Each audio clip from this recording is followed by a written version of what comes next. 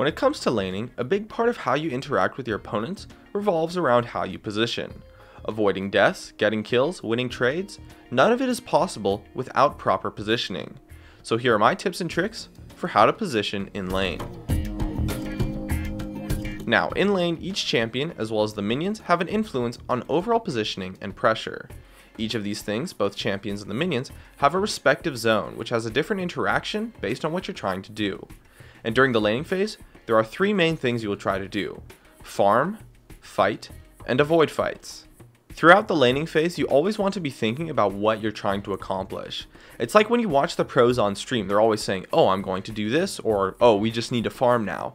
It's important to be aware of what you want to do in the first place so that you can plan and set up and position to do it. So for when you want to just farm, that means you're going to want to position passively. Passive positioning does not protect you from fights, but it makes fighting for your opponents difficult, since you have space to kite and space to fight back if they go in on you. To position passively, what you want to do is keep your positioning in a way that the creeps are between you and your opponent. Trading and harassing will still probably happen, but only to a small extent. In addition, this type of positioning will block skill shots from your opponent. So if they have pressure on you with a skill shot and head to the side, you can mirror their rotation around the creeps to a certain extent as long as you don't pin yourself down by keeping the creep wave in between the two of you. For when you want to fight, you're going to want to position aggressively. Positioning aggressively gets you close enough to be able to initiate on your opponents, causing them to be forced to fight you or to have to back off. And the way you want to do this is by going forward, usually on the side of the creep wave. This gives you a potential angle for skill shots, as well as pushing up enough to be able to zone out your opponents. If you're really far ahead or have a really big advantage, you can go completely in front of the creep wave for a full zone or easy fight onto the opponents. And for when you're trying to avoid fights, you're going to want to position defensively. Now, positioning defensively is really similar to positioning passively, but the difference is that when you position passively, your opponents still have a chance to fight you by positioning aggressively. And the way you avoid that entirely is to just keep your distance from your opponents. Think back to the creep wave positioning of positioning passively.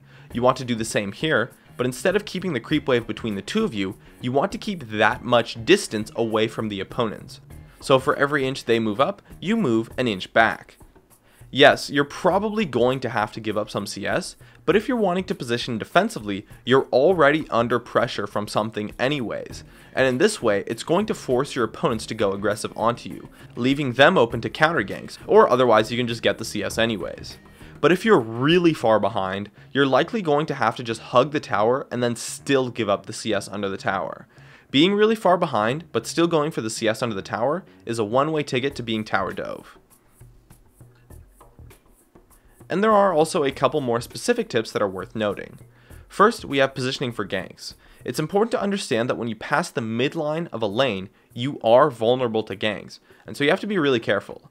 In addition, you're vulnerable to a dive when you get pinned on the inside of the tower or when the opponents set up a flank on you, so just keep that in mind. The second being when it's okay to ignore creeps.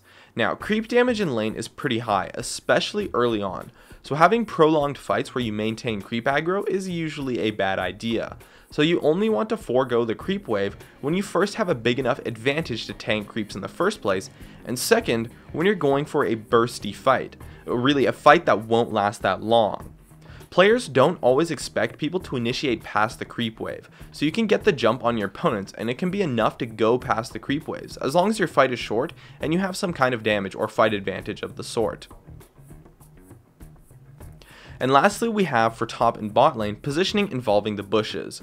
Bush positioning is really interesting as it creates this object to control through positioning. You control the bush through zoning your opponents out of it, and can use it to further zone, start fights, or even as a way to force your opponents into poor positioning.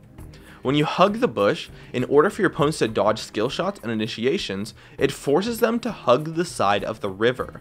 This puts them closer to the area they would be ganked, and can potentially really help ganks, especially if the opponents are positioning passively.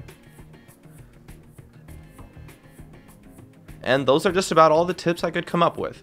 My name is Jared, and as always, thank you so much for watching, and I'll see you guys next time. Add this on the screen right now, or stay connected at facebook.com/gamingcurios.